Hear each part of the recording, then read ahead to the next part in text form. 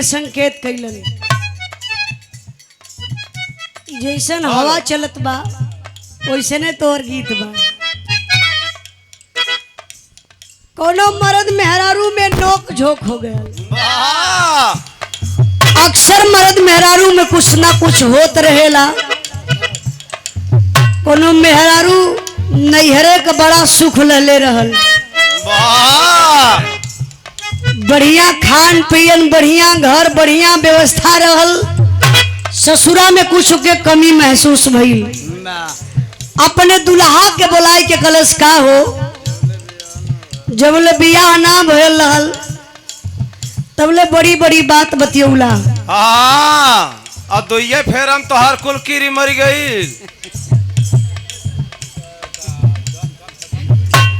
बीतल बात नन बताओ तू ना ना दुल्हनिया कलश सब इन दुइये बार अइली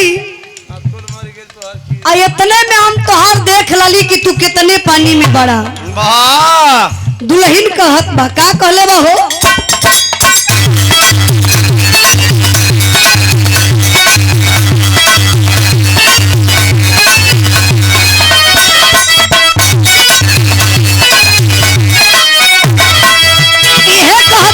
साहब हम तो नैहर रहत रहिए सी में, हाँ हाँ ये सी में एने दे हजार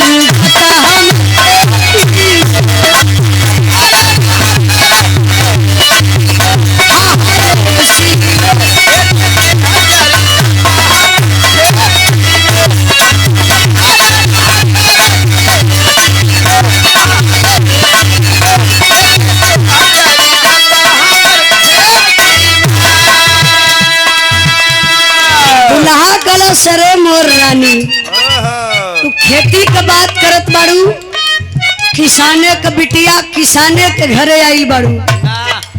एसी में हड्डी तोहार कमजोर हो जाई।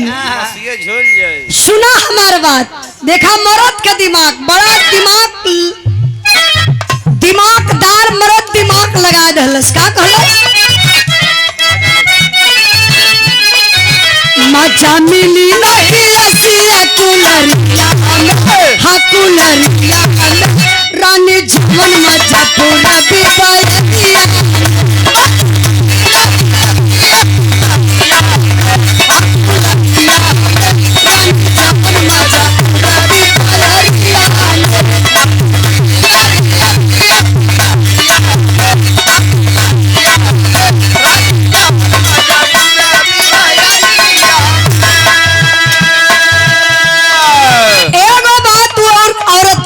का कहत बा चारा में सुता रही चालू को के ही चारा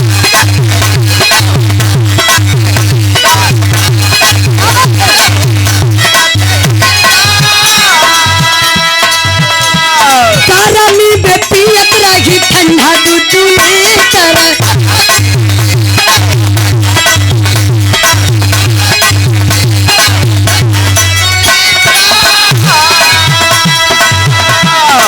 इनका जुआ बादाम रहे पेटी में, हाँ हाँ पेटी में एने दे हजार हम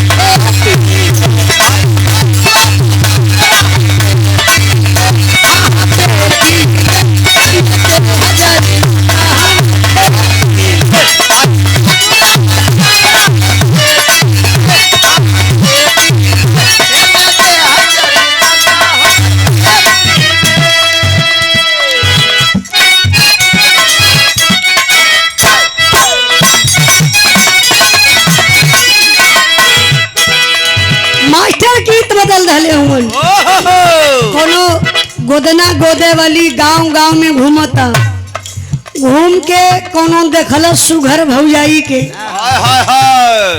कल देखे में इतना सुघर सा घर बाड़ू तरी हमरो बात मान लेगो उ कहत बा का कहले बा माइटे सा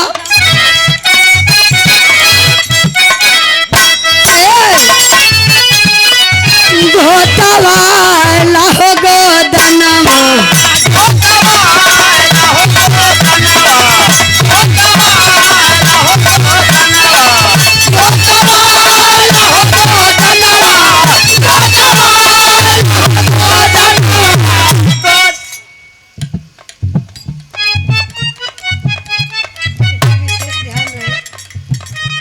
ध्यान किधर है? भैया को तनी चाय मंगवा दी। देखिए राष्ट्रीय कमेटी के सदस्य समाजवादी पार्टी धर्मराज पाल टिकर माफी अमेठी की धरती से आपके तरफ से 100 रुपए का पुरस्कार आपके चरणों में 100 बार नमस्ते प्रणाम आशीर्वाद कचा रही। सब भाई इनके नमस्कार प्रणाम बा। वो गोदना गोदे वाली कहत बा का कहले बा हो गोदवाला हो गोदनवा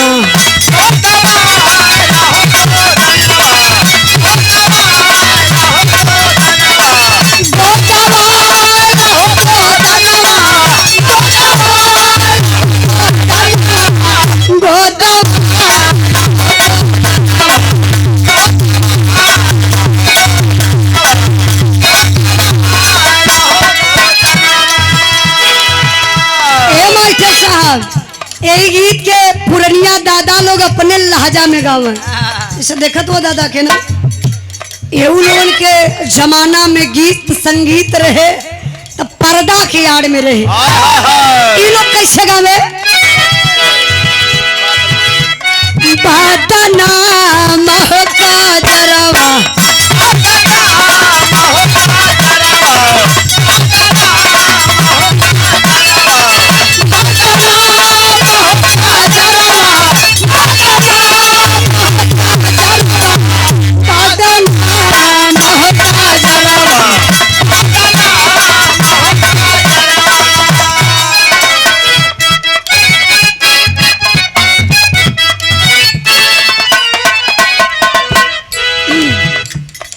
आप बड़े भैया जिला पंचायत सदस्य सुल्तानपुर के धरती से ज्ञान प्रकाश यादव जी आपके तरफ से 251 रुपए का पुरस्कार ये गीत के भाव पर बहुत बहुत प्रणाम आशीर्वाद कचा रही।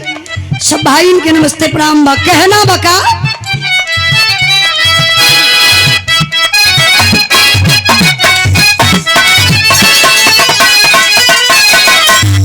सीजनी गीत बा कोनो मेहरारू अपने मर्द के बहकावत बा।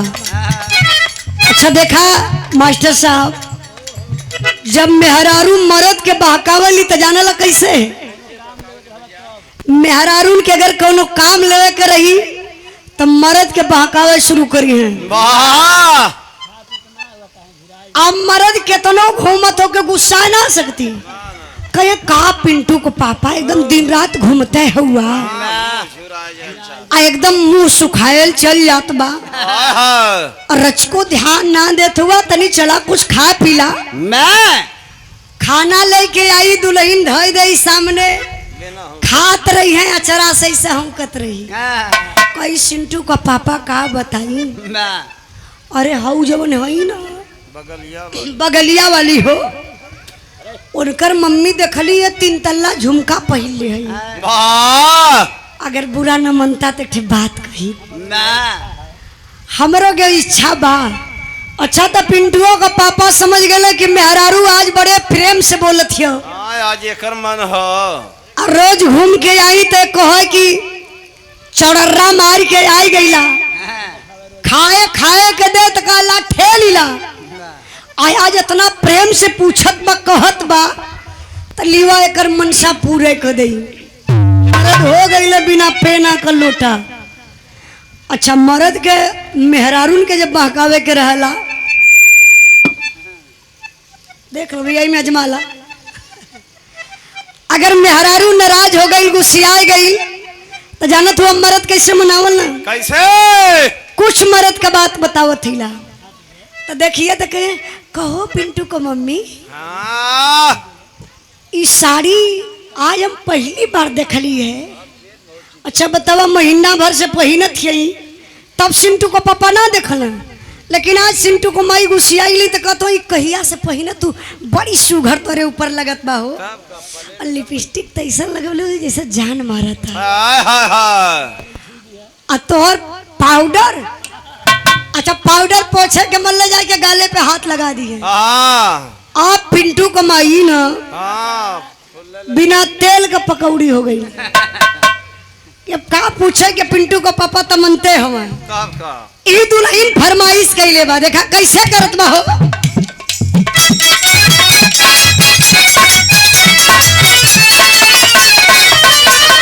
ओ सैया सोनावा के सिकड़िया दिल्ली शहर से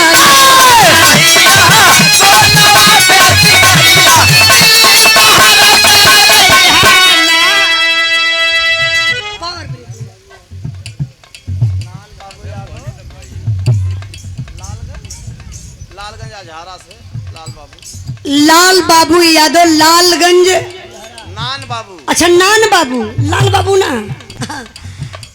नान बाबू इनहू का नाम बड़ा बढ़िया बा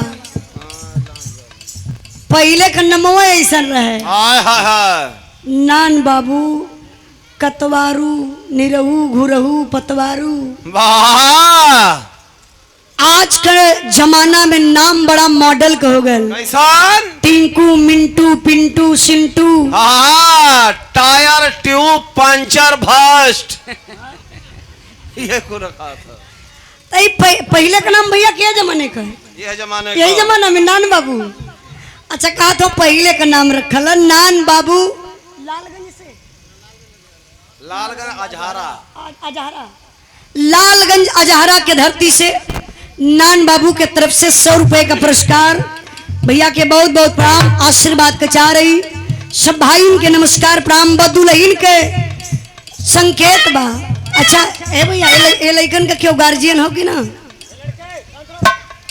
बड़ा उत्पात मचौले हुआ भैया हाँ ये कुल पेटवा में ऐसे रहने का बहुत परेशान करे कहाँ पेटवा में हो अच्छा ये लड़का हाँ कुछ लड़का ऐसा होला जो माई के अपने पेटवे में परेशान करे लगल छठवा महीना लगी तो लगल लात मारे अब पूरा वही में भ्रमण करे लगल पेटवे में देखा लड़कर के सुनाते ना एकदम मस्ती में मस्त हूँ कहत बा दुल्हन का कहले बा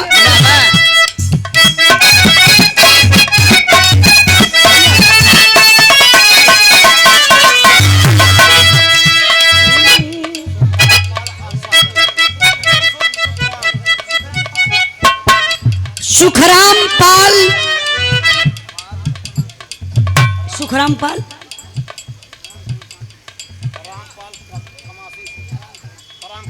रामकरण पाल कमासी के धरती से और सुखराम पाल जी आसानी के धरती से पुरस्कार देके सम्मान के लिए बहुत बहुत प्रणाम आशीर्वाद के चाह रही दुल्हन का कहना बा का हो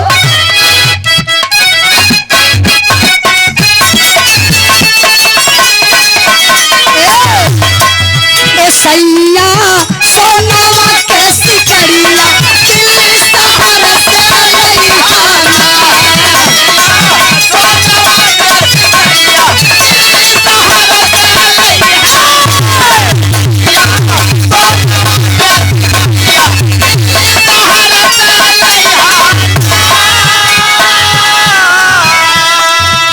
दिल्ली शहर से लइहाना हो दिल्ली शहर से लइहाना तो हसे कहेल तोहरी जननवा तो हसे कहेल तोहरी जननवा पतिया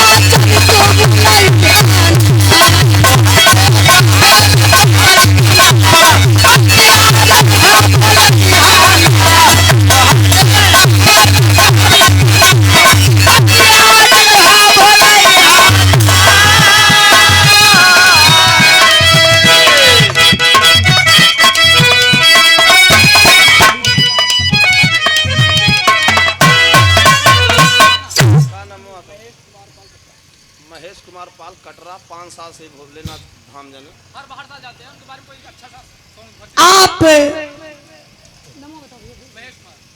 महेश कुमार भोलेनाथ के आप भक्त हैं बहुत बहुत भैया के प्रणाम 5 साल से जाने एदा पारी ना जा पाउने 5 साल से लगातार देवघर जला अच्छा एदा पारी ना जा पौला हाँ एदा पारी अब धर्मा नहीं रो पौने अब तो मलमास काके लगल बा फिर लगी हाँ अगले बार लगी तो फिर चल जाइए यही महीना में लगा वाला ना तो फिर चल लिया देवघर भोलेनाथ अगले महीने में लगी भक्ति भजन बड़ा जरूरी बा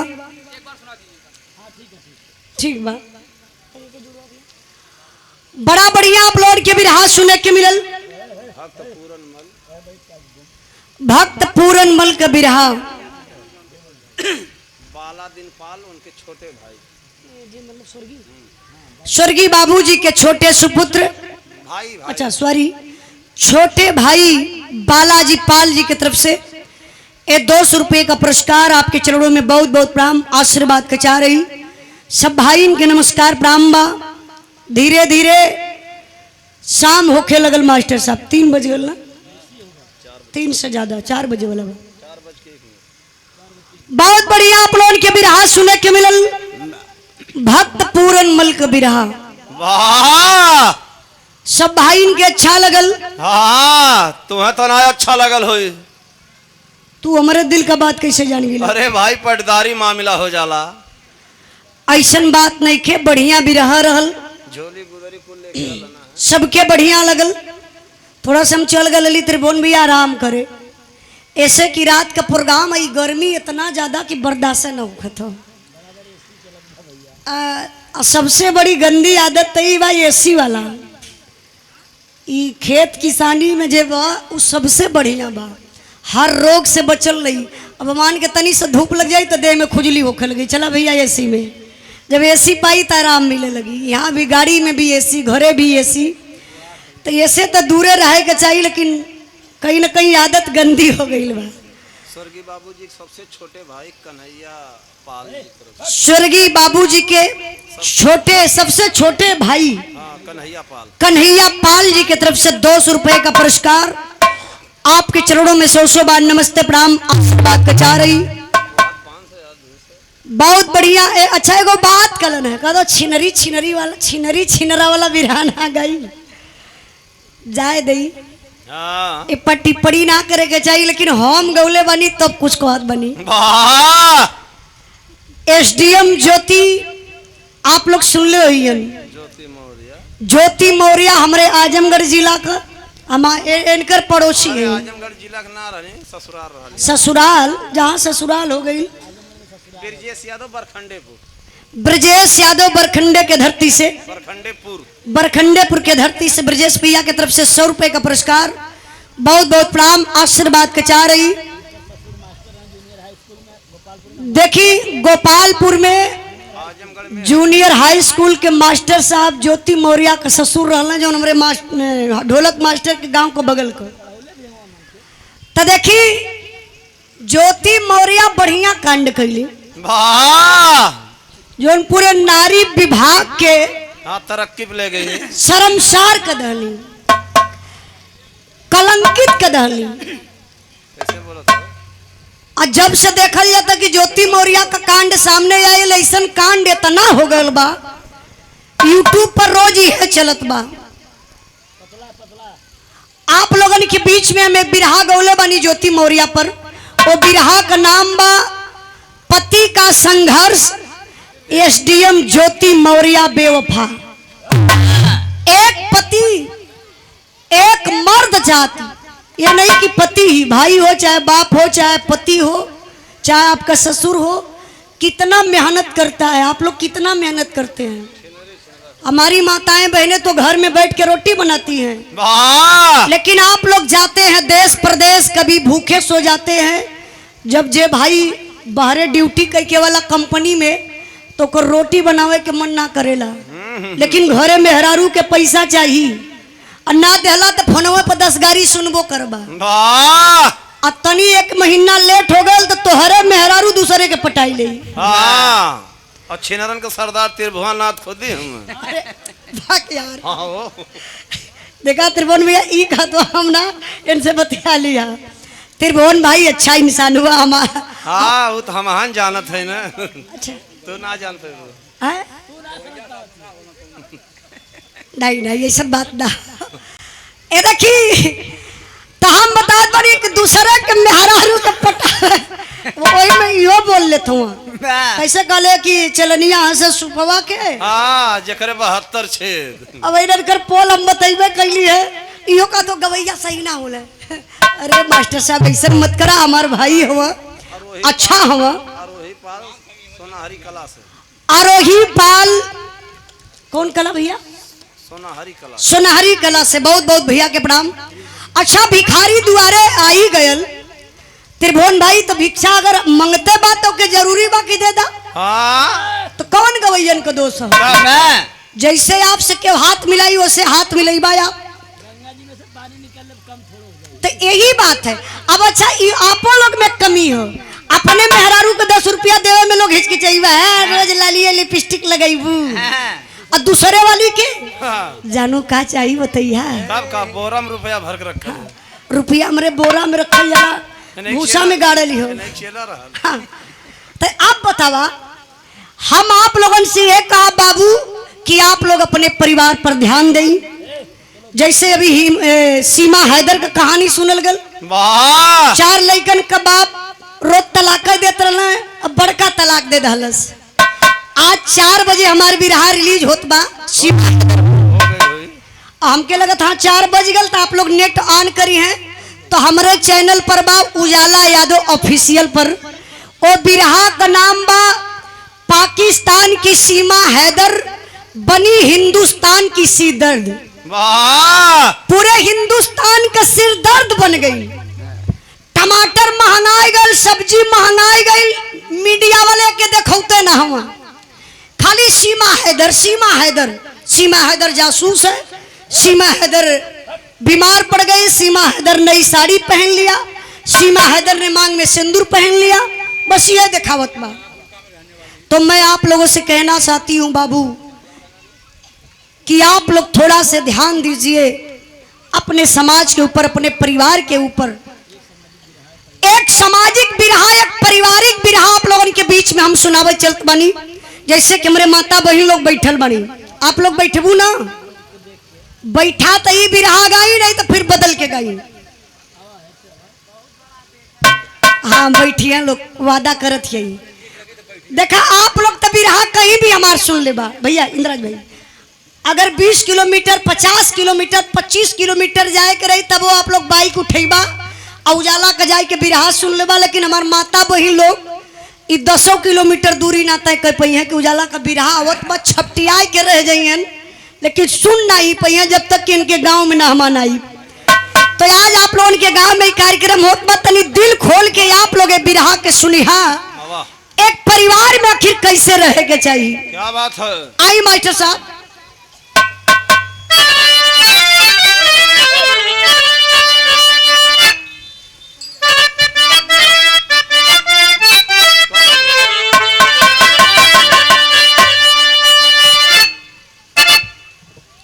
बड़े भैया सपा के आप नेता हैं, धीरज पाल सवंगी अमेठी के धरती से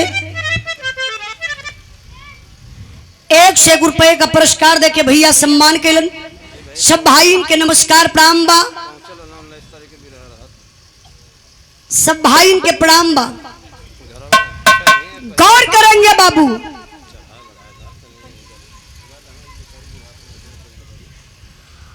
आई एक एक लाइन पर आप लोग गौर करी हन। कैसे मास्टर साहब,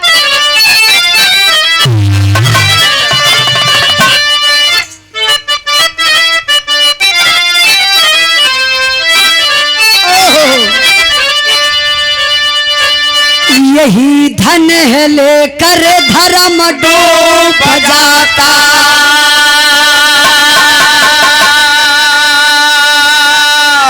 यही धन मुहब्बत पे खंजर चलाए,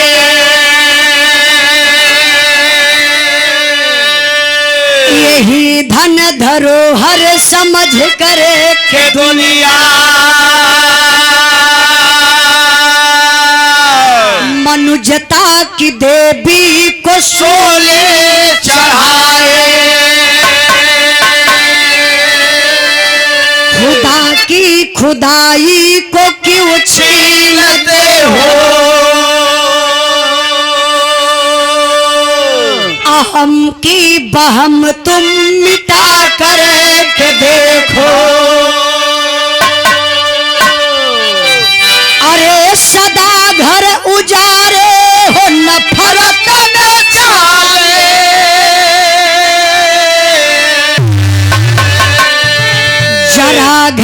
किसी का बसा करके देखो।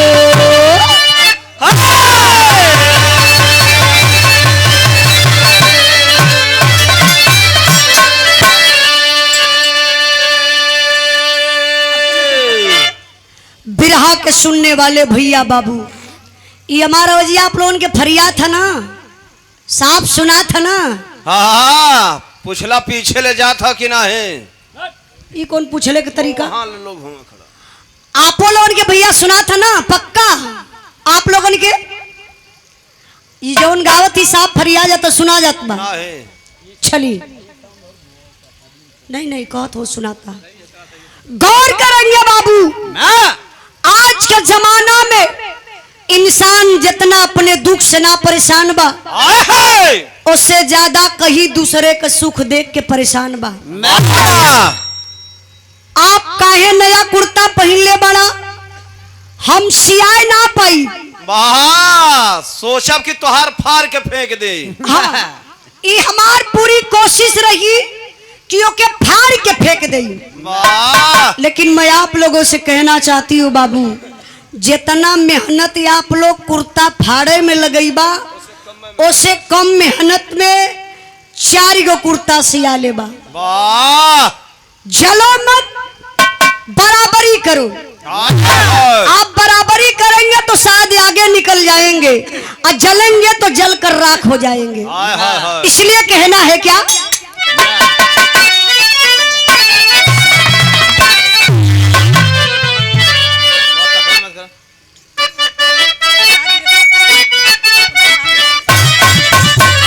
क्या बात है? आर्यन पाल छोटा मुन्ना बाबू की तरफ से पुरस्कार बा। सबका आशीर्वाद लगे, पढ़ लिख के समाज में नाम रोशन करे। भैया ये सीधे चल जाता कि गाड़ी खड़ी बा, खाली को शीशवा ऐसे कह देता, कहे से चोन ही लगाता। हाँ, चोने ना फोटो खींचत है। ऐसा सीधे चल जाइए। हाँ, वही बाइक के हल्का सा शीशा कर दिया। गौर करेंगे बाबू, इस महफिल में हमारे कुछ मुसलमान भाई भी लोग हैं। एक लाइन आप लोगों में दे, कैसे?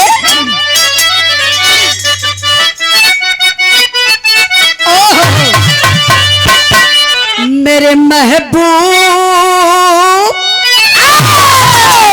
मेरे महबूब मेरे साथ बड़ा चाल किया। मेरे महबूब ने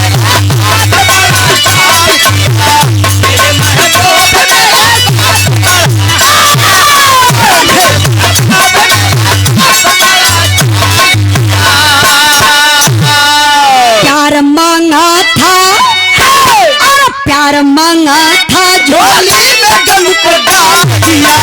प्यार मांगा था, झोली में गम को डाल दिया।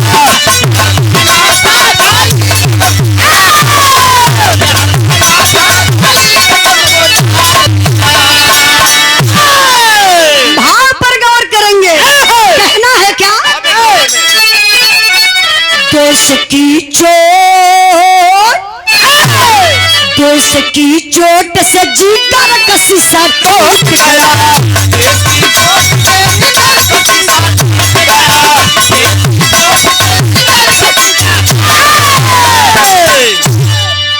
बचा था जो कुछ, बचा था जो कुछ तेरे जहां में लूट गया। बचा था जो कुछ तेरे जहां में लूट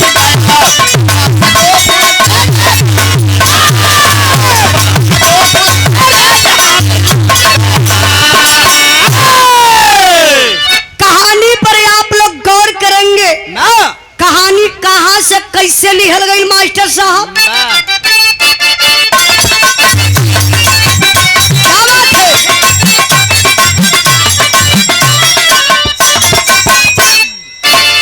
किसी की खुशहाली किसी का जिगर चोट करे, किसी की खुशहाली किसी का जिगर चोट करे, साथ की भावना मानवता पर विस्फोट भरे। खुशी को छीन करके खुशियां मनाने वाले, खुशी को छीन करके खुशियां मनाने वाले, पुष्प को पाते ना चमन को जलाने वाले। कहानी पर आप लोग गौर करेंगे बाबू। अंकित पाल सोनारी से बड़े भैया अंकित पाल सोनारी के धरती से सम्मान केलन भैया के बहुत बहुत प्रणाम आशीर्वाद कचा रही सब भाई के प्रणाम बा। तनी आप लोग कहानी पर ध्यान दें। बिरहा का मतलब मेन कहानी होला। हाय हाय हाय। बिरहा में सबसे ज्यादा आप लोग प्यार दुलार आशीर्वाद उजाला जात हो का हाँ 10-15 मिनट बैठा। जगन्नाथ पाल खड़ा हरे से ए बिरहा के भाव पर सम्मान केलन जगन्नाथ पाल खड़ा हरे खड़हरे के धरती से 151 रुपए का पुरस्कार दे करके आपके चरणों में बहुत बहुत प्रणाम आशीर्वाद कचा रही। और श्री जियालाल पाल पूर्व लोनियापुर टिकरी के धरती से 100 रुपए का पुरस्कार देके आप सम्मान केलन। सब भाई इनके नमस्कार प्रणाम बा। हमरे ओरी कह के मुंह बैठा बढ़िया से कदा सीधे मुंह बैठ। हाँ काहे सवार बतियावा शुरू करबू तो हम ही बिरहा आपे लोन के देख के गावत थैला कि तनी कुछ समझ में आ जाए। हाँ तो अपने बिरादरी केतनो समझेबू ना समझ पे हैं। ये तो बात है। अब इन्हें हम काली की ज्योति मौर्य ऐसा कांड कैली जोने से हमार नारी विभाग एकदम शर्मसार हो गईली। केहू भी ना ही सोचत बा कि अपने बहन बिटिया के पढ़ावे। वाह कितना लोग अपने पत्नी के हॉस्टल से निकाल के बाहर ले जाए के घरे बैठा दल। कल अब चला चूल चौका करा तो के पढ़े उड़े के ना बा नौकरी उकरी अब करे के ना बा। आरोही पाल सोनारी के धरती से पुरस्कार देके सम्मान के लिए बहुत बहुत भैया के प्रणाम। तो देखी हाँ बतौली कि आप लोगों का प्यार अच्छा मिलल। हर बिरहा के आप लोग प्यार देला। पति का संघर्ष एसडीएम ज्योति का बेवफाई 3 मिलियन पार कैले। हमके लगत बा कि 2 मिलियन के पार बिरहा जात बा। 3 मिलियन पहुंचे वाला बा। एकरे लिए बहुत बहुत धन्यवाद हम आप लोगन के देत बानी। 30 लाख से ऊपर ये आप लोगन का प्यार दिहल बा। आज जौन हमार बिरहा बतौली ना कि 4 बजे रिलीज होत बा। लाल सजीवन पाल स्वर्गीय बाबूजी के सुपुत्र स्वर्गीय बाबूजी के सुपुत्र लाल सजीवन पाल आपके तरफ से 501 रुपए का पुरस्कार आपके चरणों में बहुत बहुत प्रणाम आशीर्वाद कचा रही। और वो शरीर से निकली हुई आत्मा जहां कहीं भी हो जिस भी रूप में हो मालिक उस आत्मा को शांति प्रदान करे। एक बार हम फिर बतावल चाहत बनी बिरहा शुरू कैला से पहले कि आज हमार गाना बिरहा रिलीज भेल है हमारा चैनल पर। जितना हमारे भाई मोबाइल वाले हैं आप लोग एक बार जरूर सर्च करिए यूट्यूब पर उजाला यादव ऑफिशियली हमार चैनल बा। आप लोग सब्सक्राइब कर लिहा और मां लिख दिया जाई खाली इतने बोल दिया जाई सीमा हैदर उजाला यादव हमार बिरहा आ जाई। लेकिन हमारे बिरहा का टाइटल बा कि पाकिस्तान की सीमा हैदर बनी हिंदुस्तान की सी दर्द। तो एक बार आप लोग सुन के कमेंट में जरूर बतावल जाई बिरहा कैसन आप लोगों के लागल। अब कहानी पर गौर करी जोनी हम वर्तमान में बिरहा गावत बानी। बिहार प्रांत के रहे वाला 2 भाई। बड़का भाई किसानी का काम करत रहलन। छोटका भाई फौजी जवान रहलन बैरिकपुर कलकत्ता में। बड़के भाई मोहन के औरत का नाम रहल बाबू उर्मिला और छोटका भाई जो फौजी जवान रहलन उनका नाम रहल सोहन। सोहन के औरत का नाम रहल गीता। बड़के भाई मोहन के 3 गो लड़का रहलन। छोटके भाई के शादी के भइले 10 साल हो गल रहल। अब इन कौनो औलाद ना बा। धीरे धीरे समय कितना बीतल 10 साल। एक दिन के बाद बा फौजी जवान छुट्टी लेके बाबू घरे आइल हुआ। शाम का टाइम रहल करीबन 10 बजत रहल वही घड़ी में। फौजी जवान सोहन की बीबी लड़का बड़ा कुल हल्ला करते के भगाई देता तक ठीक रहा। जब सुने के ना आता हल्ला का करत हुआ का मजा मिलत है। नहीं देखते हमें न सुनते हमें। खाली न समय काट आयल हूँ। हाँ डिस्टर्ब पक्का करत हुआ। रतिया घरों डिस्टर्ब अपने माई बाबू बहुत करे सब। अब दिना का बतिया रतिया में कहा तू जान गिला। जान जी ने पागल कहीं कहीं। देखी गौर करेंगे बाबू, सोहन की औरत खाना बनाए भैली, परिवार में सबके खियाए भैली। हाय हाय हाय। आ जब खाए के अपने सूते बदे गईली अपने पति के बेडरूम में, ओ हो। अपने अपने फौजी सैया का ऐसे ही बाबू पैरवा दबावत हई और सुसुक सुसुक के रोवत रहली। तबले आंसू का एक बूंद आंसू आके फौजी जवान के पैर पर गिर गए, हाय हाय। नींद टूट गई। फौजी जवान उठ के चरपैया पर बैठ गई। कले रे गीता, पहले टाइम देखले, कल घड़ी में 11 बजता रात का टाइम, और तुम्हारे आंख में आंसू। हाय हाय हाय हाय। जरूर इस आंसू का तो कुछ वजह होगी। क्यों रो रही हो, बताओ क्या बात है। गीता बेचारी रोई के बतावत बा, अपने दिल का दर्द है बाबू। का बतौले बा,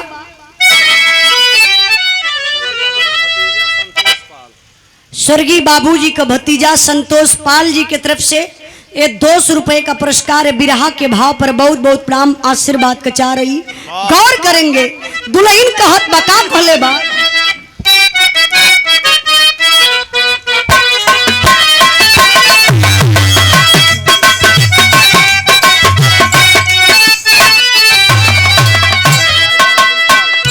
स्वर्गीय बाबूजी के छोटे भाई बालाजी पाल जी की तरफ से, बालादीन पाल जी की तरफ से दूसरा तीसरा पुरस्कार है 200 रुपए का पुरस्कार।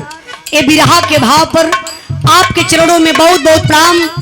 और शरीर से निकली हुई आत्मा जहां कहीं भी हो, जिस भी रूप में हो, मालिक उस आत्मा को शांति प्रदान करे। कहना है क्या,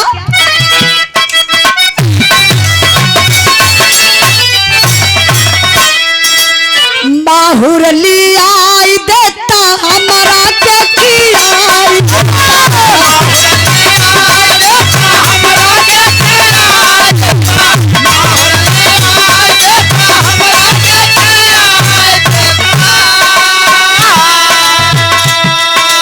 माहुर लिया देता हमारा के खियाई देता, ना जाला बेसंतान बतिया लहमान ओ पिया।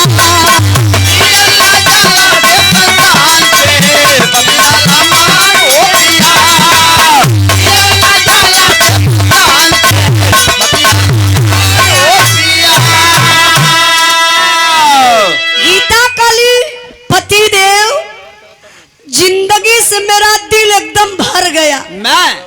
अब मैं जीना नहीं चाहती हूँ। एक काम करिए, मुझे जहर लिया करके दे दीजिए, मैं खा के मर जाऊंगी। हाय हाय हाय हाय। फौजी जवान सोच में पड़ गई। कले रे गीता, तुम पागल हो, अभी तो मैं जिंदा हूं, क्यों मरना चाहती है?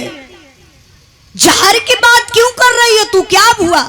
भैया कुछ कहला का कि भौजी कुछ कहलस, या टोला पड़ोसा को कोई कहले बात हमके बता ना पागल।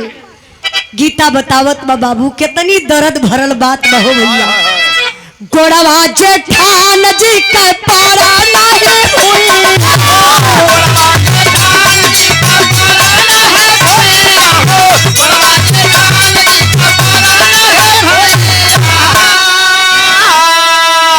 हमारा खातिर नून लिहला अखिया गोसैया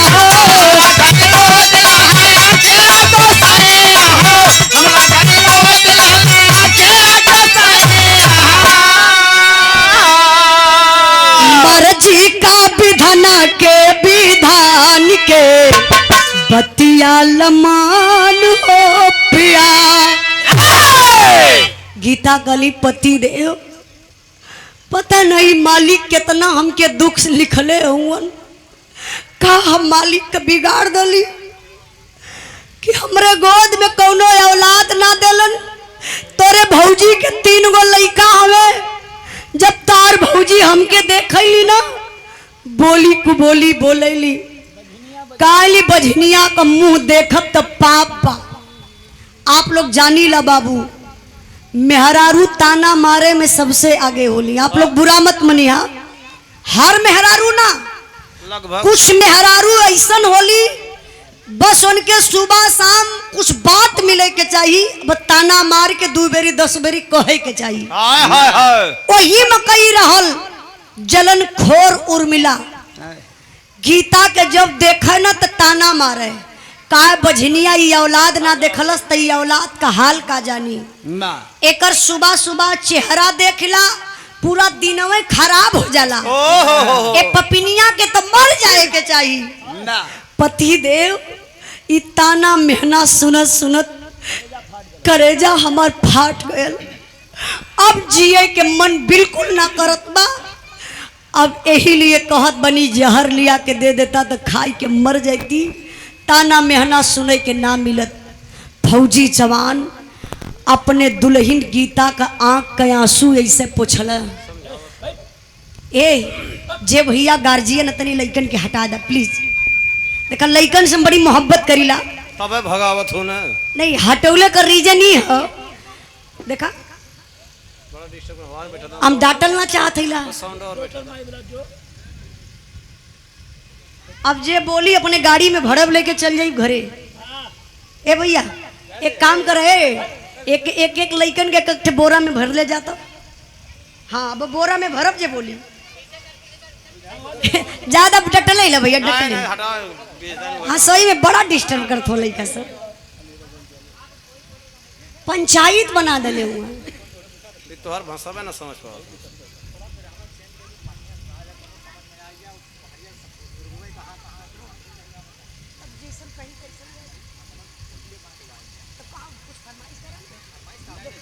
सब ऐसे बढ़िया भी रहा का है अब्बा हो जाए रामायण महाभारत रहे और का होई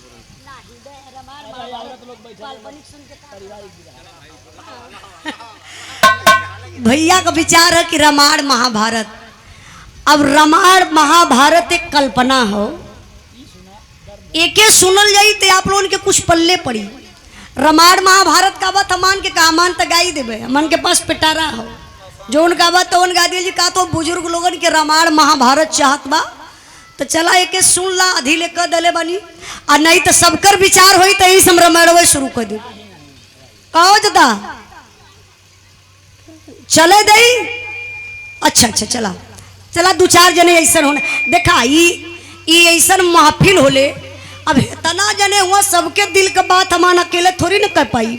केहू के महाभारत पसंद, केहू के रामायण, केहू के कांड, केहू के वीर रस, केहू के लोरिकांड, केहू के आल्हा खंड, केहू के अदर कांड। तो ए लिए सबकर वाली ना हो पाई। पहले जो गावत है के सुनला फिर फरमाइश करिया वैसन बिरहा आप लोग सुन लिया।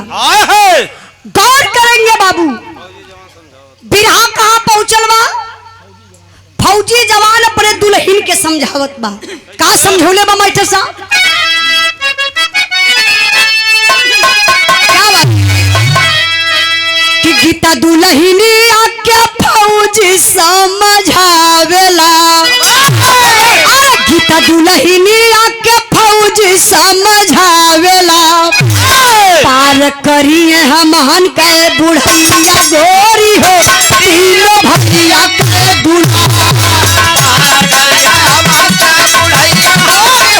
तीनों भैया के दूल्हा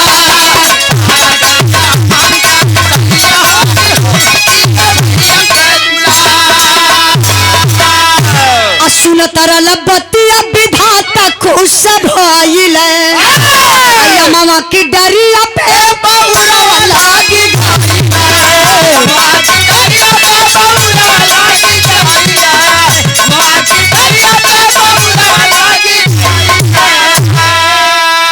अरे पड़ी जबया धजल में लेवरिया गोरी हो तब गोसैया करी है पार। कौन करेंगे फौजी जवान अपने दुल्हन के समझावत हुवन कल रे पगली गीता हमरे लइका ना हव त का हई भैया के 3 गो लड़का हव ना ले चल के तीनों लड़कन का सेवा करा सम्मान करा ना दिल में बसाई के रखा। ही तीनों लड़का हमान के बुढ़ैया पे कामे आई है। बाबा ए बाबू इहे कुल बातचीत कई के दोनों प्राणी सुतलन। बारे दुनिया के मालिक लगत बाई बतिया उ मालिक सुनत रहल। वही अइला में गीता के गर्भ रह गल। वाह आ जब गर्भ रह गल बाबू तो धीरे धीरे महीना बीते लगल। तीसरा महीना लगल बा। फौजी जवान अपने ड्यूटी पर जाए का तैयारी करत हुआ। कैसे मास्टर साहब? माल टरिये में चलल, माल टरिये में चलल, परमा रसिया माल टरिये में चलल,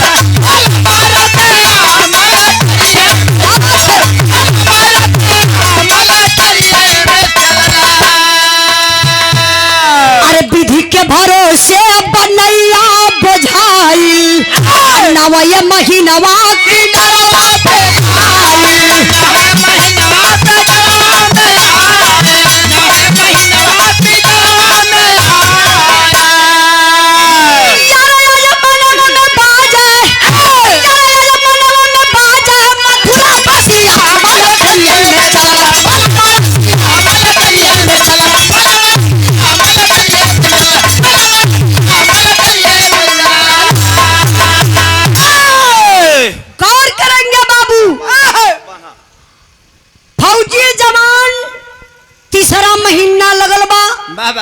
छुट्टी का डेट पूरा भयल, ड्यूटी पर चल दहल। रोड पर खड़ा हुआ बस का इंतजार करत हुआ। जैसे परदेसी परदेश जाला तब परिवार को लोग पहुंचावे जाला, वही तरीके से सोहन अपने दुल्हनिया गीता के समझावत हुआ। गीता भगवान ही पत्थरे पर दूब उगौले हुआ। कहीं भी केहू के बाबू अगर 2 साल 4 साल 5 साल के बाद औलाद देला ना, केहू के गर्भ रुक जाला तो लोग कहेला कि इनके पत्थरे पर दूब उगल बा। यही तरीके से फौजी जवान अपने दुल्हन के समझौलन, अपने भौजी के समझौले उर्मिला के। काले की भौजी देखा अगर काम काज में अगर तनिको गीता के अस्कत लगी, तनिको प्रॉब्लम देखिया तो थोड़ा से हाथ हो तो बढ़ा दिया, कोनो तकलीफ गीता के पड़े न पावे। अपने भाई मोहन से कहले भैया टाइम टाइम से गीता का इलाज करा दिया, हम तो ड्यूटी पे जाते ला, अगर कोनो ज्यादा प्रॉब्लम रही हरनवा तनी कम करा दे यार, हरन हल्का कम करा भैया। कहा अगर तनिको प्रॉब्लम कम होई, दिक्कत ज्यादा होई गीता के, तब फोन कर दिया हम छुट्टी लेके घरे आ जाई। इतने में बाबू बस आई गई। फौजी जवान बस में बैठलन, पहुंचले कहाँ? अपने ड्यूटी पर कलकत्ता, बैरिकपुर कलकत्ता में। हर समय बीते लगल 3 महीना से 4 महीना 5 6 7 8 9 9वां महीना लगल बा। प्रसव की बेला है, मतलब डिलीवरी होने वाली है। पेट में काफी दर्द बा, ब्लड चल रहा है, परेशान है बेचारी गीता। यही में बाबू उर्मिला के बिस्माद पैदा हो गए, गीता के जेठान के। ओके बिस्माद का पैदा भयल। गीतवा के शादी के भइले 10 साल हो गए, और 10 साल के बाद करे कौनो बच्चा पैदा होत बा, चाहे बिटिया होई चाहे बेटवा होई, ई आधा हिस्सा बटवाए ले। अभी है सोच के बाबू उर्मिला गीता से कह ललस झगड़ा, आ झगड़ा कई के उर्मिला चली गई नैहरे। फोन कह के अपने पति मोहन के बुलौलस, अब मोहन के बुलाए के लगल है स्क्रू फोन कर कस है। कलश कहो तोरे आंख से कुछ दिखाला कि ना? गीतवा के शादी के 10 साल हो गए, तो गोल मार दलस। बच्चा पैदा होके वाला बा, चाहे बिटिया होई चाहे बेटवा, आधा हिस्सा बटवा लई। हाई तोहर तीनों लइकवा का करी है, राखी माटी चाट के जीवन बितैयन। मोहन कहले अरे पागल उर्मिला, सोहन हमार छोट भाई बा, भगवान के घर से आधा सोहन का हिस्सा बटल बा, जे आई अपनी किस्मत से खाई रे पागल। चल चल घरे चल, डिलीवरी होखे वाली बा गीता के, परेशान बा गीता। ये तने में बाबू गुस्सियाई गई उर्मिला।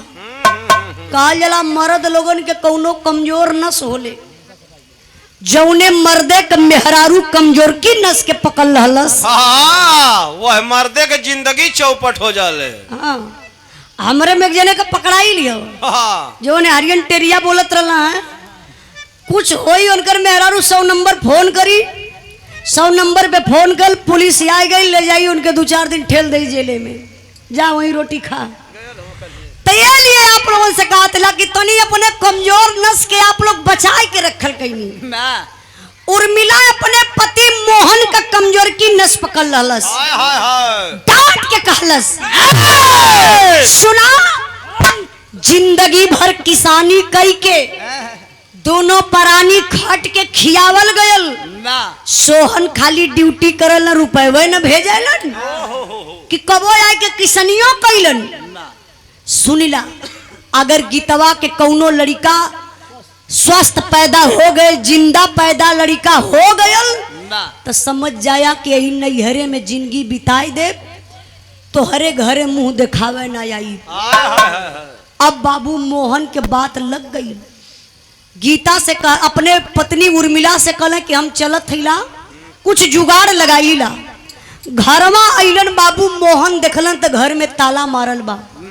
पड़ोसी में पूछले कोई गीता के देखला है का, तो जे देखले रहलू बता दिलस कि गीता के पेट में दर्द होत रहल है, गीता हॉस्पिटल गईली है। मोहन बाबू गाड़ी फिर उठौलन, अब पहुंच गए हॉस्पिटल। हॉस्पिटल जाए के मोहन करत कहूँ, जरा गौर करेंगे बाबू, देखिए यही है क्या भाई का रिश्ता, यही है पैसा दिल दिमाग। अरे यही है पैसा दिल दिमाग, न्याय धर्म को चूर करे, देकर के मोहब्बत की फांसी भाई भाई को दूर करे। प्रसव की बेला में, प्रसव की बेला में गीता व शीला नर्स के पास गई, अब हो गई भर्ती बिना पति के। गीता वहां उदास हुई, मिला मोहन नर्स से जाकर, अरे मिला मोहन नर्स से जाकर, मैडम जरा सा रहम करो, 25,000 रुपया दूंगा, बच्चे को गर्भ में खत्म करो। एक पैसे के चलते नारी का सपना मिटा दिया। गीता से बोली मरी थी बच्ची, बच्ची को मैंने हटा दिया। बिरहा के सुनने वाले भैया बाबू जरा गौर करेंगे, क्या यही इंसानियत है? आइलन मोहन नर्स के पास गईलन, गीता के पास ना गईलन। नर्स सजा के कहले कि मैडम 2 मिनट का वक्त है क्या आपके पास, कुछ बातें करनी है, कुछ पर्सनल बातें हैं। और नर्स बोली हाँ सर बोलिए ना। एक तमाचा दे देता है, इतने बड़ा बड़ा लोग हुए देखा।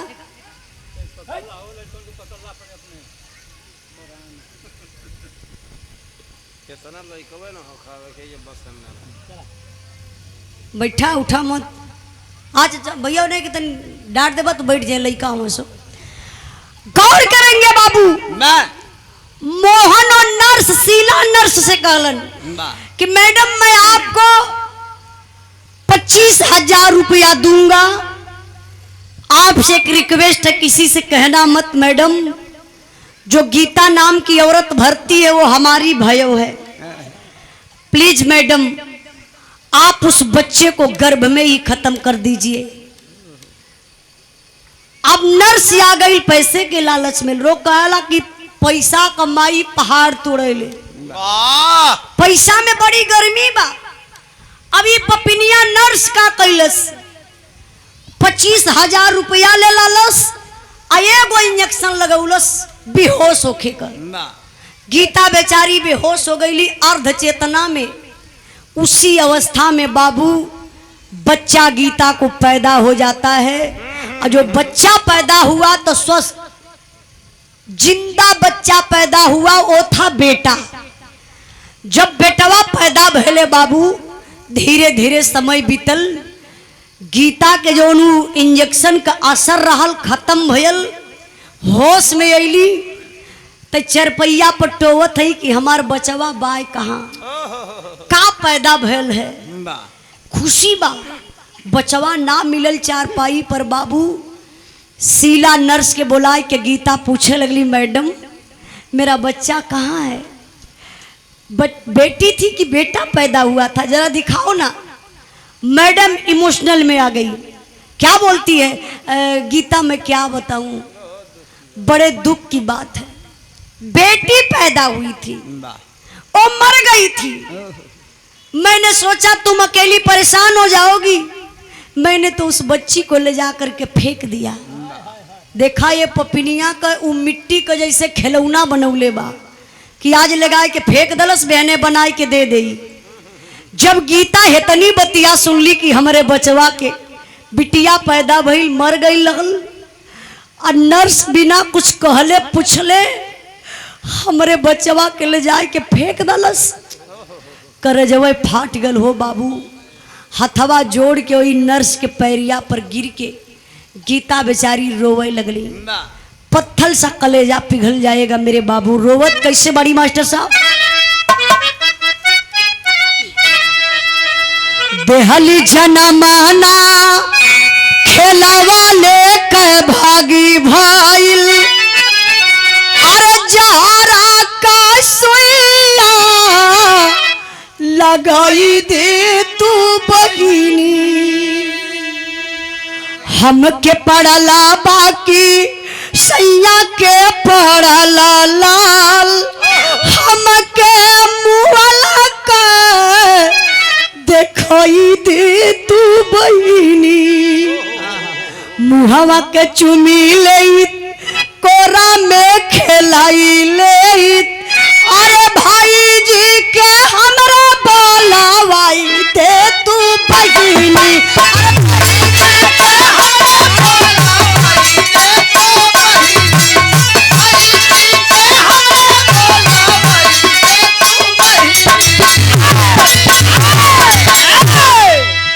रोती है बेचारी गीता, कहती मैडम मैं मर जाऊंगी, प्लीज मैडम। 10 साल के बाद बच्ची पैदा हुई, मर गई। मैं कितना बदनसीब हूं कि मेरे देखने की भाग नहीं हुई। प्लीज मैडम मेरी मरी हुई बच्ची को मुझे दे दो। मैं अपने बच्ची की लाश एक बार अपने गोद में लेके खिला लूंगी ना, मेरे बाझिन का नाम हट जाएगा। मैडम मेरी बच्ची का लाश दे दो। नर्स गुस्सा में आ गई, बोली अरे गीता, मैंने तुम्हारे साथ हेल्प किया, मैंने तो मदद किया।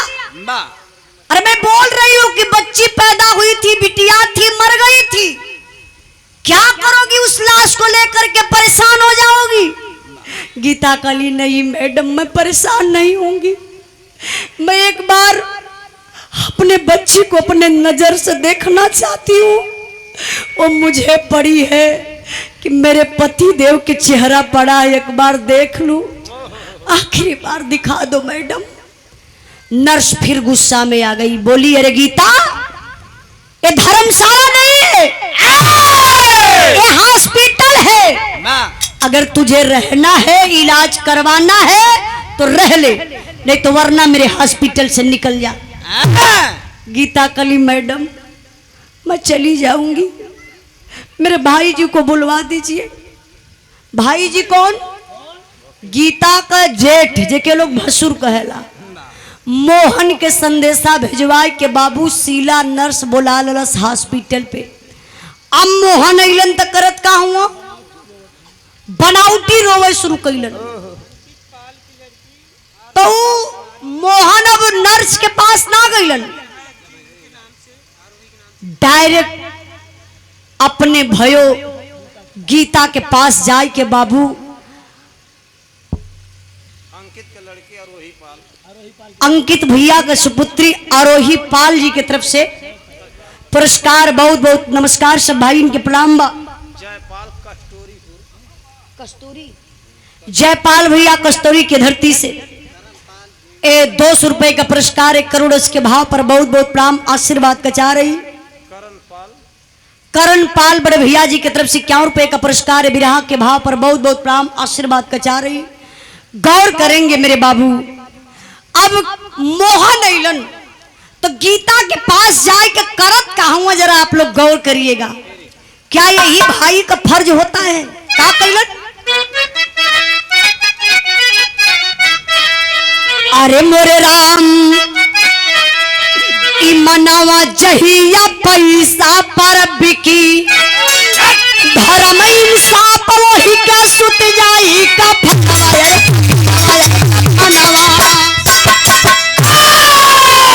रोकर मोहन कहन लगा। अरे रोकर मोहन कहन लगा गीता मन में करो सबर मालिक को मंजूर न था जल्द चलो अब अपने घर। मोहन का देखा कल गीता मुझे पता है जो नहीं होना चाहिए वो हो गया तुम्हारे साथ। बिटिया पैदा हुई थी मर गई थी मालिक को मंजूर नहीं है कि तुम्हारे गोद में बच्चा खेले। चलो चलो घर चलते हैं वापस। गीता बेचारी टूट गई और बड़ा भरोसा था भाई जी पर आएंगे कुछ मदद करेंगे लेकिन भाई जी कह रहे हैं कि जो होना था हो गया चलो घर।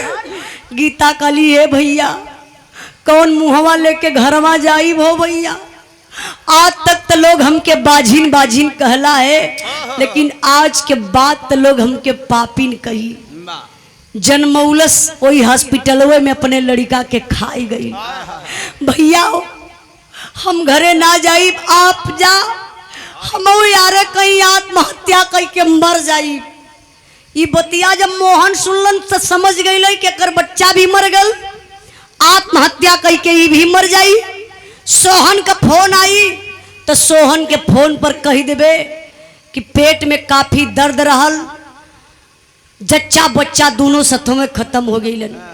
यह सोच के बाबू मोहन गाड़ी स्टार्ट कैले अपने घरे चलत हुआ। बेचारी गीता के डोले भर के शक्ति ना रहल हो भैया। सड़क वह पार गईली सोचली आत्महत्या कर ली लेकिन एक बार दिल से एक आवाज आई आखिरी बात अपने पति से कर लेती हूँ क्योंकि बच्ची भी मर गई मैं भी मर जाऊंगी तो इसमें पति का क्या दोष। शायद मेरी मौत को बर्दाश्त नहीं कर पाएंगे। एक बार उनसे कह के तब मैं आत्महत्या करती हूँ। बेचारी फोन लगौलस अपने पति के पास। सोहन बैरिकपुर कलकत्ता में भोजन करे बैठल रहलन। कई बार गीता फोन लगौली फोन रिसीव ना भइल। बगलिए में एगो दोस्त बैठल लाल सोहन का देखलस मोबाइल पर फोन आवता। बोला अरे भाई सोहन कब से तुम्हारा फोन बज रहा तू नहीं देख रहा है।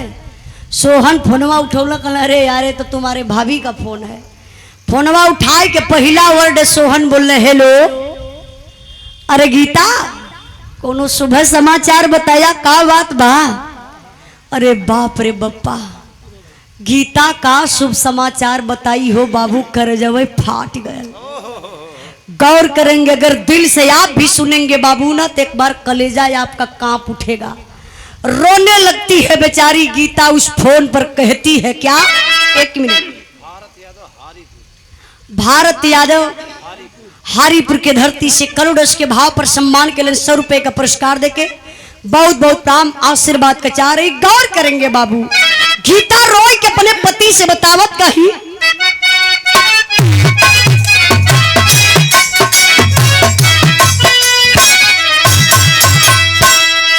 अरे का हम बताई सैया का हम सुनाई हो का हम बताई सैया का हम सुनाई हो पाटाया सुबह समाचार हो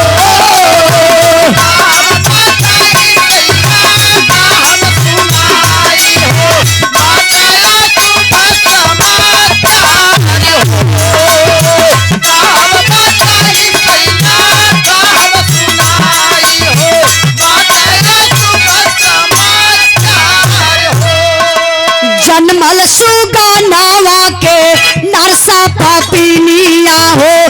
जन्मल सुगनावा के नरसा पापिनिया हमके जाना ला दिहलत मारे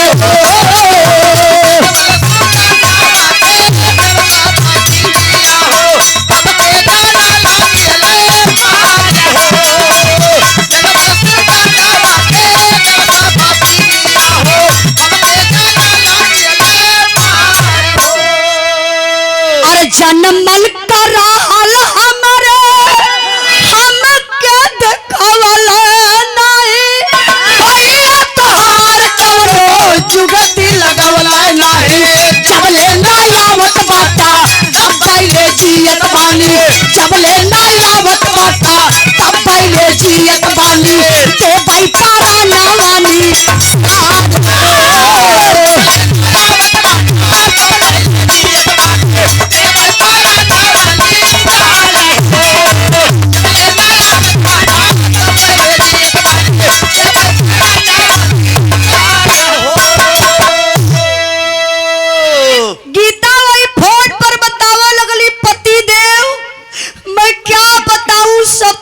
शुभ समाचार है।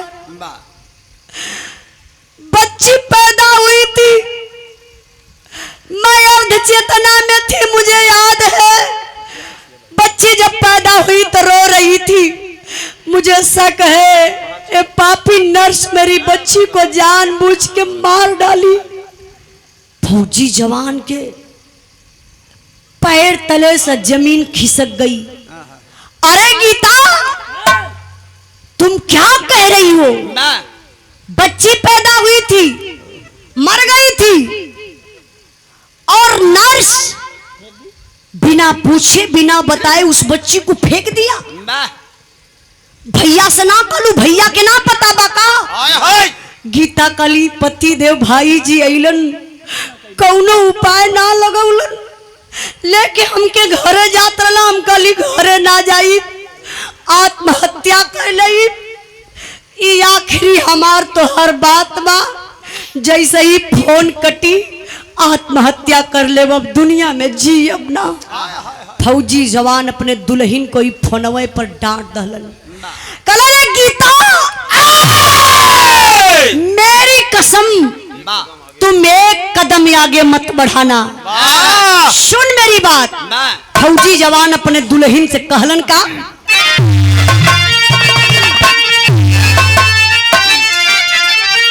अरे अखिया से असिया बहैहा न गोरी तला रहीहा घरवा जइहा न गोरी।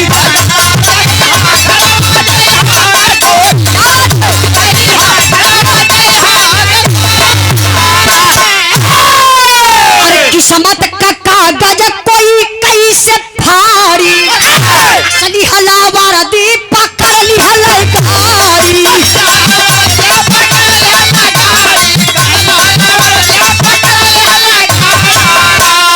अरे धीरज कदिया ना बुझैहा न गोरी टकला रहीहा घरवा न गोरी।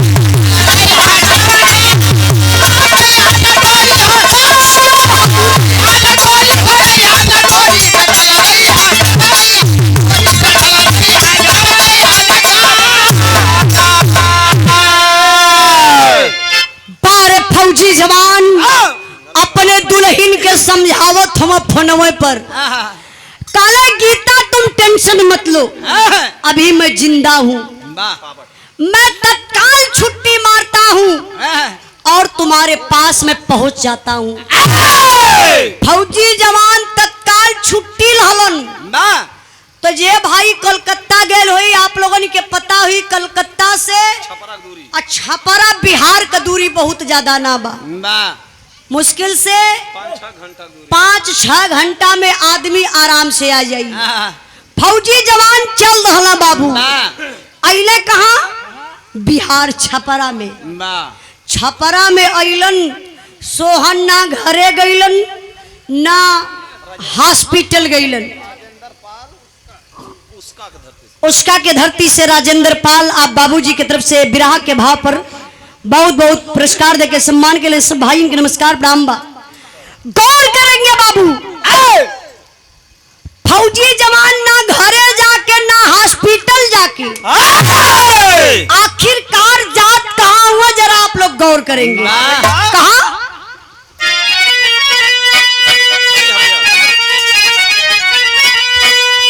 अरे मेरा दरोगा सन्नार तत्काल दाला में काला बा, पकड़ नर्स को पूछा लगा संभाल दाला में काला बा।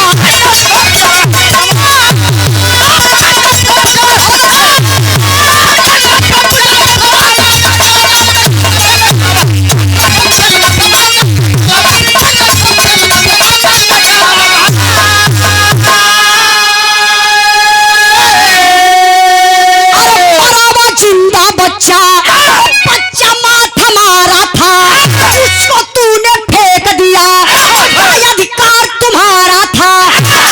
चल नर्स को मारा, बुट संभाल डाला में काला बा, पता दे लाल साली पे सब डाला में काला बा।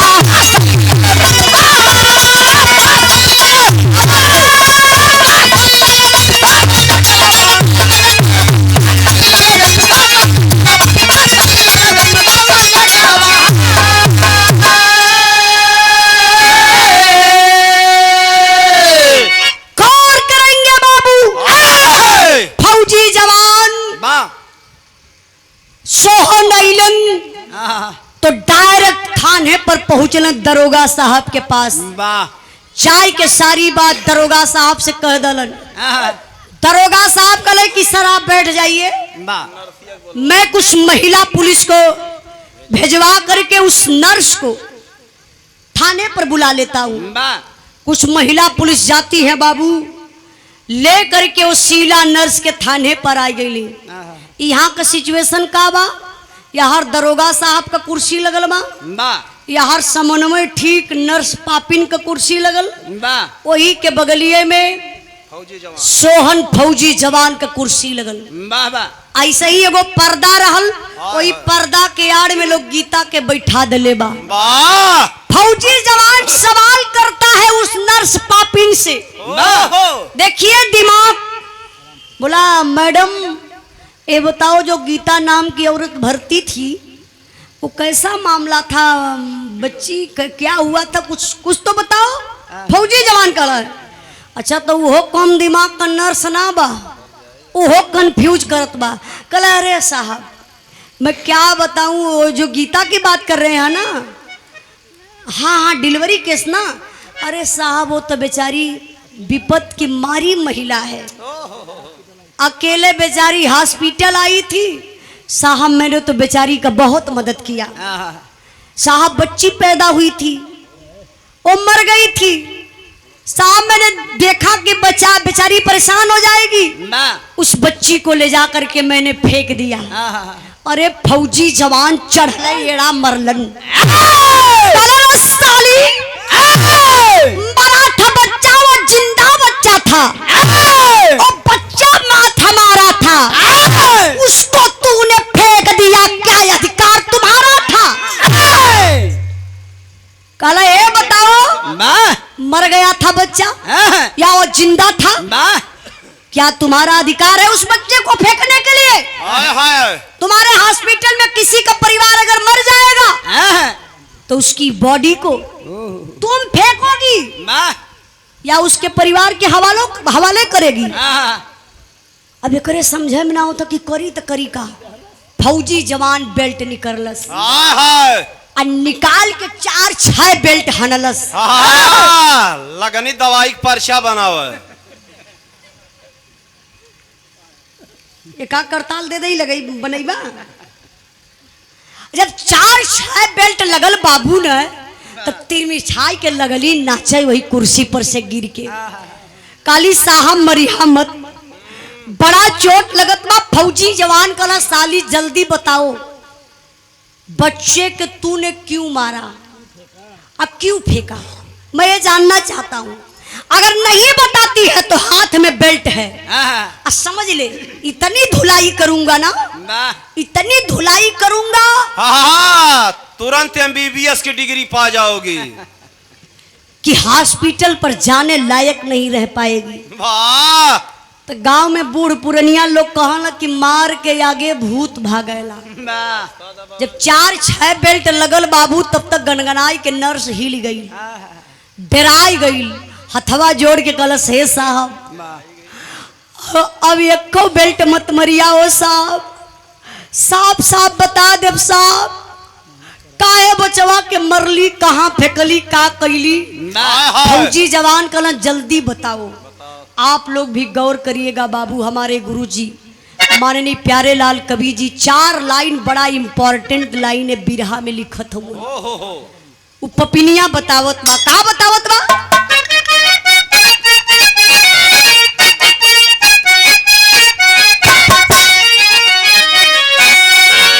धाय के आगे मौत भी दुनिया में बाबू,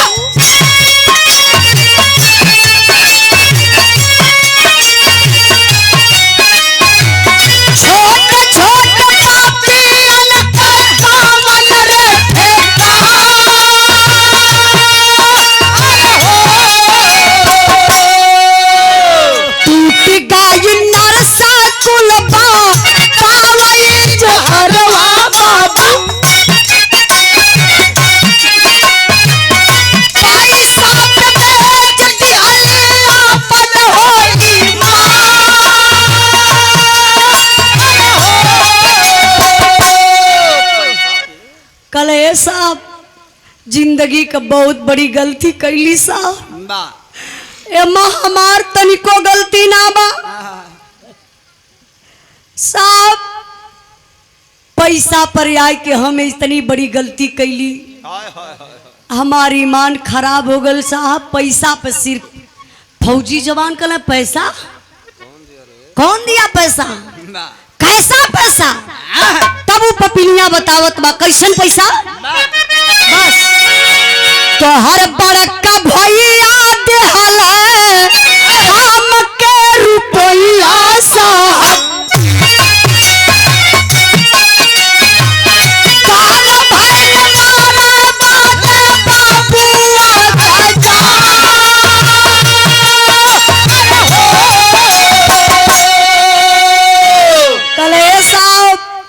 आपका बड़का भैया मोहन हमके 25,000 रुपया डालन और बचवा के गर्भ में खत्म करे बदे। फौजी जवान एकदम शोक में पड़ गया, कुछ देरी तक तो मुंह से आवाजिए न आई। बड़े देरी के बाद सोहन के आवाज आई, भैया। अरे भैया ऐसा कैसे कह सकला? नहीं देखा भाई, सोहन के विश्वास ना होत बा, नहीं मेरे भाई ऐसा कभी नहीं कर सकते हैं। फिर कुछ देरी के बाद फौजी जवान कहला ये बताओ उस बच्चे को तूने क्या किया? तब वो पपिनिया बतावत बा का जन्मल सुगाना के झोरवा में रखली साहब,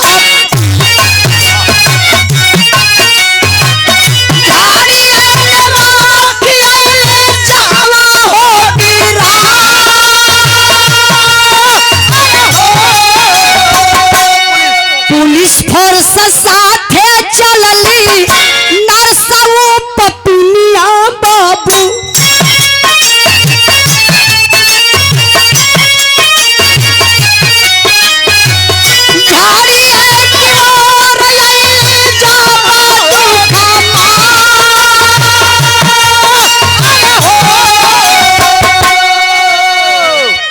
गौर करेंगे मेरे बाबू। वो पपिनिया बतावत बहो भैया, कल साहब सही सही बोलत थैला साहब। जवन कातरली बिटिया बिटिया ना हो साहब, गीता के बेटा पैदा भला मरल ना रालो साहब, जियते रालो साहब। फौजी जवान के आंख से आंसू छलक आया, जिंदा था, बेटा पैदा हुआ था। अच्छा तूने क्या किया? कल साहब जियते बचवा के प्लास्टिक में लपेट के बोरा वाले झोरा में रख के ले जाए कोई झड़िया में फेंकवा दली हो साहब। बाप रे बाप, कलेजा हिल गया फौजी जवान का, आवाज बंद हो गई। कुछ देरी के बाद फिर हिम्मत जुटाया फौजी जवान, बोलता है चलो तुम बताओ कहाँ किस झाड़ी में फेंकी हो। पुलिस प्रशासन के लोग, महिला पुलिस, उन नर्स पापिन आगे आगे चलत बा। आप लोग जैसन आम जनता, अगर आप लोगों के कहीं खबर मिल जाए कि जियत बच्चा के कोनो नर्स ले जाए के झाड़ी में फेंकले बा, तो आप लोग दिन रात ना देखबा, पैदल चल देबा पहले पता लगावे। वही तरीके से पब्लिक जुटल बा, सब लोग चलत बा बाबू झाड़ी के किनारे। अब माई के पता चलल गीता के कि हमरे आल्हर सुगवा के, हमरे आल्हर बचवा के पपिनिया यही झड़िया में फेंकले बा। पूरी भीड़ के बाबू ऐसे चीड़त फाड़त सबसे आगे गईल। गीता गईली वही झाड़ी के किनारे, और देखत है लमोए से बाबू झोरवा तर रहल हो। झोरा दिखाई दे रहा है, लेकिन गजब ही हो गए कि वो झोरवा की यारी यारी ऐसा दृश्य देखे के मिलल जो उन करजवे फाट गल हो भैया। वो दृश्य का रहल मास्टर साहब,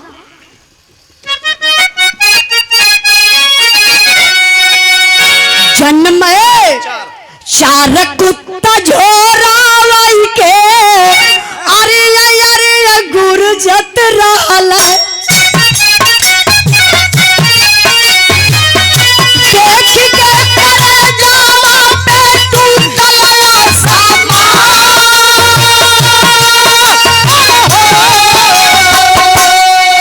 झोरवा के पास अइली लड़का काम करिया बाबू।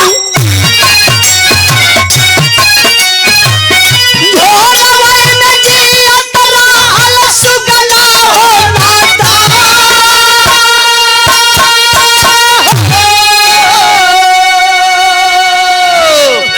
गौर करेंगे बाबू, माई अइली ओई झाड़ी के किनारे देखत है झोरा लौकात बा।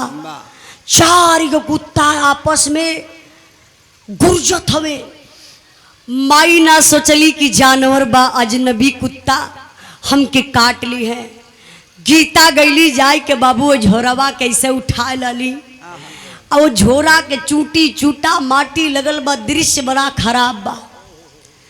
तबले सोहन पहुंच गए झोरवा के देखल है बाबू करजवे फाट गल। रोवे लगलन, कहला रे गीता मुझे बिल्कुल बर्दाश्त नहीं हो पा रहा है, अपने नसीब का बच्चा नहीं था रे पागल। रख दे इस झोला को जमीन पर रख दे रे गीता, रख दे, मैं एकदम पागल हो जाऊंगा, मेरा दिमाग ही कुछ काम नहीं कर रहा है। बाबू गौर करेंगे, बताया जाता औलाद का गम फौलाद को पानी बना देता है। अगर आप ही के बेटा के अगर कोई आपके सामने एक तमाचा मार दे तो शायद वहाँ मर्डर हो जाइए।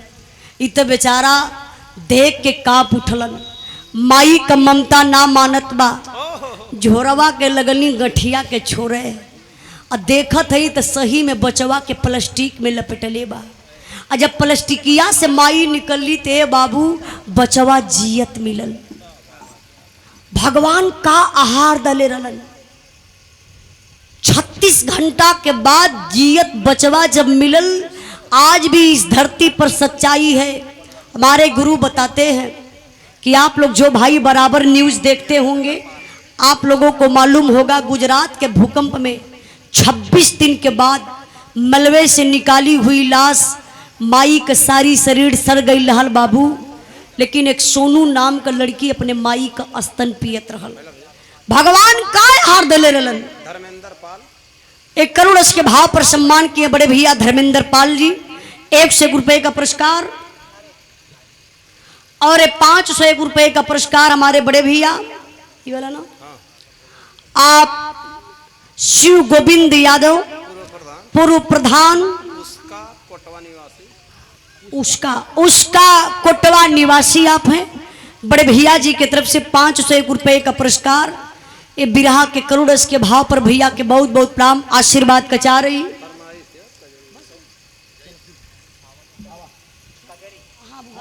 ठीक है, रुका 5 मिनट और।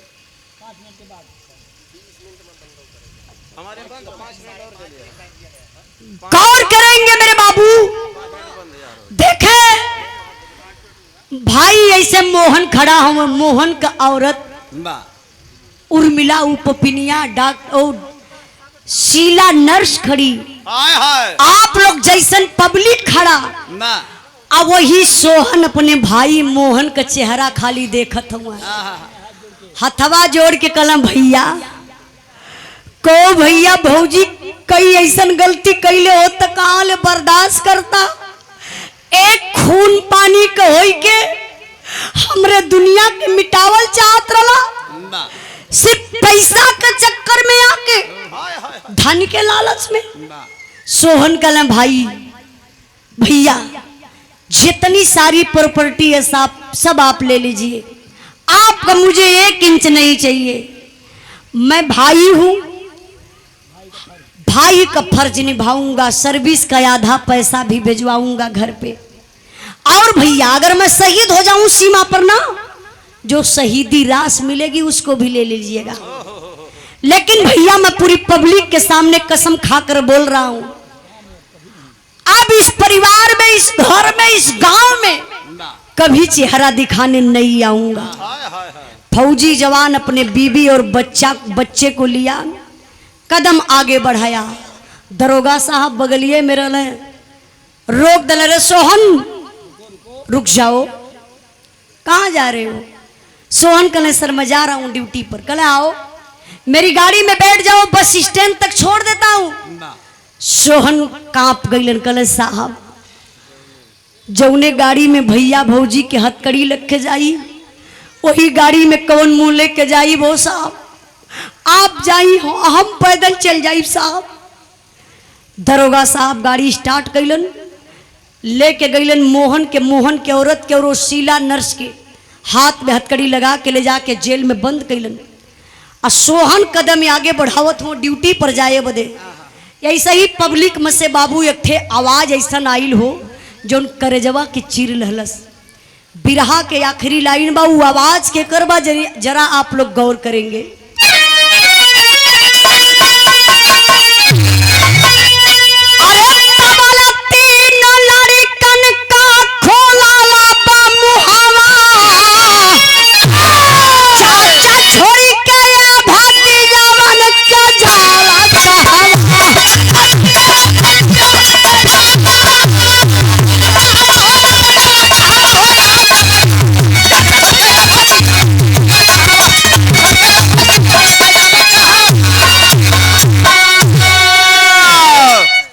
करेंगे बाबू, जोर से आवाज आई चाचा, अरे चाचा, अरे चाचा, कहाँ जात हुआ चाचा?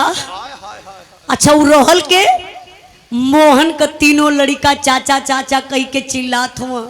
कहना चाचा मम्मी पापा गलती कैलन, मम्मी पापा के पुलिस ले गई, सजा मिल गयल, लेकिन हमान के चाचा कौन सजा देत हुआ? हमान तो निर्दोष हैला।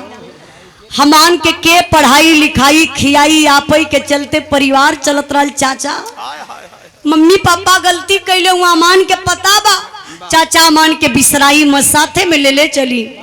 सोहन रुक गईलन, अपने पत्नी गीता से कहले गीता देख रे पगली अपना खून बोल रहा है, मैं तो तुमसे पहले ही बोला था कि भैया के तीनों लड़का यापन हुआ, अब तुम्हारे पास 4 बच्चे हो गए। 4 बच्चा का मतलब समझते हैं लोग, 3 गो मोहन का 1 गो सोहन का। चारों लड़कन के सोहन लेके बाबू चल गए बैरिकपुर कलकत्ता में, जहाँ ड्यूटी करत रहलन वहीं चारों लड़कन के पढ़ौलन। पढ़ौला के बाद जब लड़का सयान हो गईलन तो चरहुन का बियाह कैलन। नंबर आ गया अलगा का। अलगा वैसे होना चाहिए परिवार में, अलगा से विकास होला, लेकिन अलगा ये तरीके का न हो कि जहाँ तक कि कैसे मर्डर हो जाए। खुशी खुशी प्रेम से अलगा कैला लोग, हम भाई भाई अलग हो जाते हैं, प्रेम से भाईचारा भी बनल रही। अब देखिए घर द्वार बट जाए लेकिन प्रेम भाई भाई का नहीं बटे। ये बात की आप लोग बहुत गहराई से लिहल जाइए। मोहन के गौर करेंगे बाबू, 20 बीघा खेत रहल तो सोहन का आधा 10 बीघा होत बा, आधा 10 बीघा मोहन के। सोहन का काम यह रहल कि आधा में से अपने लड़का के दे दे, आधे में से तीनों भैया के लड़कन के बंटवारा कर दे। लेकिन नहीं मेरे बाबू, 20 बीघा खेत में 5-5 बीघा वो चरहू लड़कन के नाये बराबर कैलन। बिरहा के सुनने वाले भैया बाबू, ए बिरहा से आप लोगन के यह सीख मिलल, अगर शायद दिल से सुनल गल हुई तब, कि आप धन के पीछे मत भागिए, अपना चरित्र धनवान बनाइए। आप अमीर कब हैं? रुपया पैसा से थोड़ी ना अमीर है। रुपया एक कोठरी में धैले रहा, केहू नमस्कार करे वाला ना मिलल, केहू तोरे दुख सुख में शामिल होके के ना मिलल। रुपया कौने काम के? सबसे अंदर अपना चरित्र साफ करिए, भाईचारा बनाइए। पूरा बिरहा गौले का मतलब यह भैल कि भाई हो तो ऐसा सोहन जैसा जो एक उजड़ी हुई दुनिया को बसा दे। अब मोहन जैसा अगर भाई पैदा होके के रहे तो जन्मता सारे मर जाए तो ठीक हो। हाँ, या तो पैदा न हो, अगर गलती से पैदा हो जाए तो मर जा, ताकि समाज के दूषित न कर पावे। तेरे लिए बाबू आप लोगों से हाथ जोड़ के यह निवेदन करबे। हाँ।